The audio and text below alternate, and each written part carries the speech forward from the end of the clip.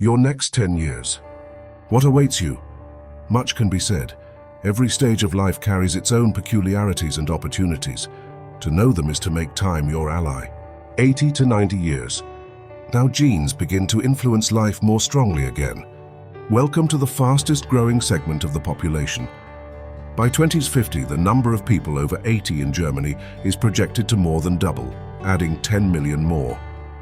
Much will depend on the well-being and social participation of this age group. If every 7th or 8th German became bedridden, society would likely be overwhelmed. Yet at least in Germany, not only the number of years of life is increasing, but also the number of healthy years. The phase of illness and frailty at the very end of life is expected to become shorter, less painfully prolonged than before. Today, the general well-being of the elderly still varies greatly. Some suffer from clogged arteries, poor brain circulation, diabetes, or the aftermath of strokes or heart attacks. Others meet on tennis courts and at clubs, surf the internet, chat with grandchildren, and travel extensively. Now more than ever, what one has done or not done earlier in life makes its mark. The gap between the healthy and the ill is enormous. All those mornings when one forced oneself to exercise now accumulate into a powerful positive effect on bones, muscles, and the brain. The loss of friends weighs heavily, but less so if one is embedded in a rich network of relationships spanning multiple generations. Yes, there are pro-social athletes who die bitterly young and reclusive cigar smokers who live long, happy lives, but on the whole, the pattern is different.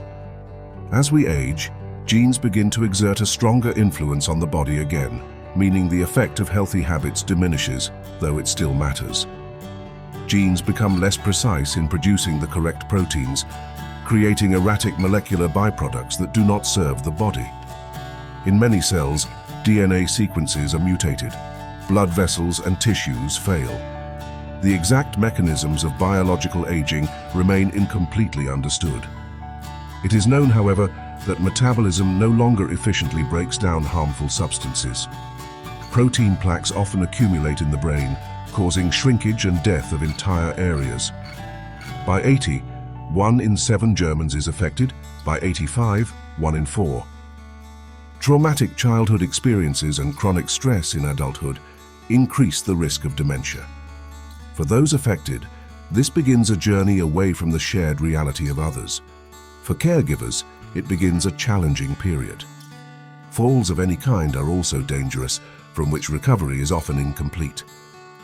Yet many people remain grateful for each day they are allowed to live, and cannot understand why their earlier wish, to live as long as possible with children, grandchildren, and friends, was mixed with so much fear. Resolutions to end life immediately upon a diagnosis of Alzheimer's or cancer, or to refuse medical care, fade.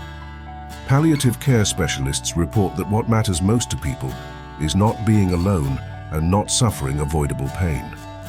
If these needs are met, life can continue to offer pleasures despite all hardships and obstacles, small, modest joys nonetheless. The question of whether they would want to be young again is not answered affirmatively by everyone. For some, the prospect seems simply too exhausting. 90 years. A journey into the past. The dream of a truly long life is now coming true. But is it exactly as one imagined? Quite a few reach this stage. Of 1,000 people born 90 years ago, 293 women and 165 men are still alive. Life can continue unexpectedly long despite illnesses and pain. More than 300,000 people worldwide are already over 100. The record for human longevity stands at 122 years and 164 days. What once came effortlessly, getting out of bed, preparing meals, shopping, can now seem like a monumental achievement. Help from family, friends, or caregivers becomes indispensable in many areas. The very old rely heavily on others. They face the challenge of not despairing over this loss of control. Yet many succeed surprisingly well. They have mastered the art of aging, which involves constant compromise and adapting to the inevitable. The very old have the privilege of looking back on 100 years of human development, environmental changes, and technological leaps, provided memory still serves. Someone who is 100 today was born at the start of the First World War and has lived in a world once largely without telephones. Especially among the very old, memory for childhood and youth often remains astonishingly sharp. For those living with dementia in extreme old age, the mind frequently reaches further into the past. They often live intermittently in childhood and youth again, sometimes calling for their mother at night.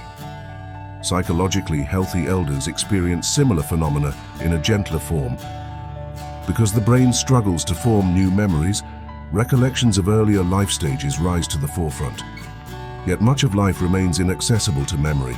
So much that has happened is irretrievably lost. At this stage, a sense of serenity in old age fully comes into play.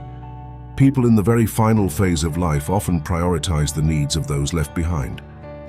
More important than how they themselves die is the question of how their descendants will fare.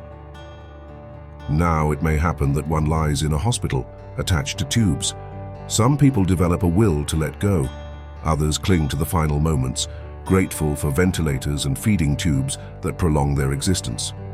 To die quietly and peacefully among family or in the presence of friends becomes an ideal. Palliative care specialists observe that in general, people die in ways that mirror how they lived. Fighters resist the end, while gentle souls depart quietly. Belief in an afterlife gives many hope. Whatever has happened and whatever is yet to happen, it is a miracle coming to its close.